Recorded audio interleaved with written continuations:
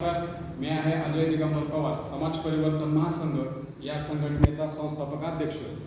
गेली 6 महिने झाले आपण मुख्यमंत्री कार्यालयास्तरावर तसेच उच्च तंत्र शिक्षण मंत्री श्री चंद्रकांतदादा पाटील यांच्याकडे सर्व जाती धर्माच्या विद्यार्थ्यांना डिप्लोमा डिग्रीचे शिक्षण मोफत मिळावे म्हणून संघटनेद्वारे मागणी करीत आहोत. त्या अनुषंगाने आपण उच्च तंत्र शिक्षण विभाग यांचे जाधव हे प्रमुख आहेत, त्यांनाही आपण विभागीय आयुक्त कार्यालयांनाही या मागणीचं पत्र दिले. तसेच भूम, परांडा, सोलापूर, नगर, धाराशिव सर्व ठिकाणी आपण तहसीलदार ते कलेक्टर यांना मोफत शिक्षणाच्या मागणीचे निवेदनं दिलेली आहेत.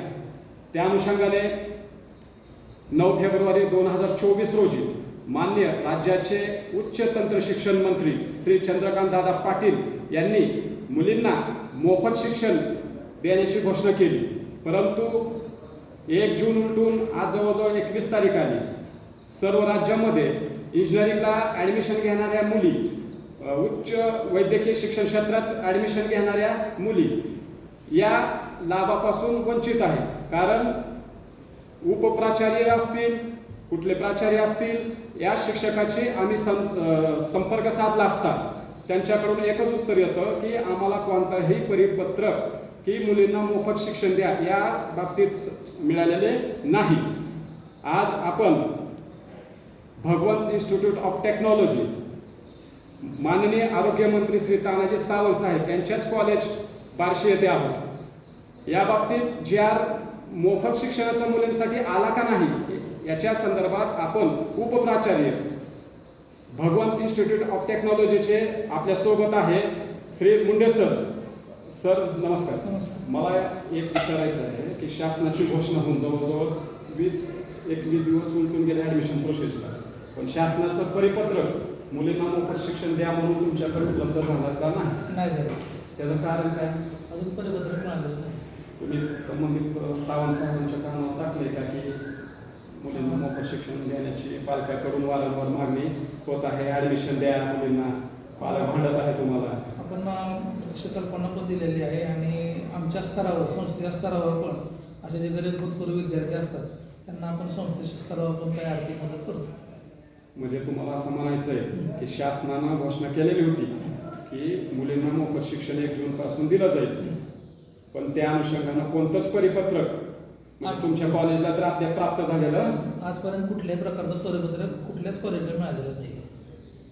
त्या संदर्भात काही पालकांच्या प्रतिक्रिया येत असतील, तीव्र स्वरूपाच्या भांडण होत असतील पालकांचे तुमच्या बरोबर? पालकांचे विचार नाही की तुमच्या परिपत्रकाचं काय झालं, मग तुमचे उत्तर काय असतात? अजून परिपत्रक मिळालेलं नाही. म्हणजे तुम्ही आणि कोणत्याच विद्यार्थिनीला ॲडमिशन दिलेलं आहे मोफत?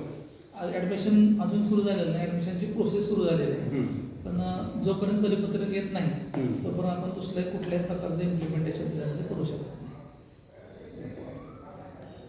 या बाबतीमध्ये तुम्ही मागा म्हटल्याप्रमाणे या संस्थेचे जे मालक आहेत माननीय तानाजी सावंत साहेब किंवा शिवाजी सावंत साहेब असतील, त्यांच्याशी काही असा या स्वरूपात पाठपुरावा करा म्हणून तुम्ही प्रस्ताव वगैरे काही दिला आहे त्यांना? नाही, देणार आहोत. तुम्ही देणार? आता अशा स्वरूपाच्या बोलक्या प्रतिक्रिया खूपशा अशा विद्यालयाकडून, महाविद्यालयाकडून प्राचार्यांच्या येत आहेत. मग महाराष्ट्रातील पालकांनी असं समजायचं का की शासन मतापुरतंच राजकारण करतं आणि ज्या गरजू आहेत, ज्या घोषणा त्यांनी केल्या अशा विद्यार्थ्यांना ते कोणताही लाभ मोफत शिक्षणाचा मिळवून देणार नाही असा संभ्रम महाराष्ट्रातील पालकांच्या मनामध्ये निर्माण झालेला आहे. माननीय उच्च तंत्र शिक्षण मंत्र्यांनी मुख्यमंत्र्याच्या वाढदिवसानिमित्त ही मोठी घोषणा केलेली होती आणि मोठे संवेदनशील मुख्यमंत्री महाराष्ट्राला लाभले अशी स्तुतीसुमनं त्यांनी मुख्यमंत्र्यावर उधळलेली होती. परभणीमध्ये एका मुलीने फीला पैसे नाहीत म्हणून आत्महत्या केली. हा धागा पकडून तसेच काही आपल्यासारख्या सामाजिक संघटनांनी मोफत शिक्षणाची मागणी केलेली आहे. ह्या सर्व गोष्टींचा धागा पकडून ही घोषणा केलेली आहे. पुरोगामी महाराष्ट्रामध्ये फक्त जातीत भांडणं लावण्यापेक्षा विद्यार्थ्यांचं हित जपलं पाहिजे असं माझं मत माझ्या संघटनेकडून मी व्यक्त करत आहे. आणि आज लाईव्हच्या माध्यमातून मी सांगू इच्छितो की लवकरात लवकर तातडीने मुलींना मोफत शिक्षण देण्याचा परिपत्रक उच्च तंत्र शिक्षण मंत्री श्री चंद्रकांतदादा पाटील साहेब यांनी काढावे, मुख्यमंत्री साहेबांनी यात लक्ष घालावे.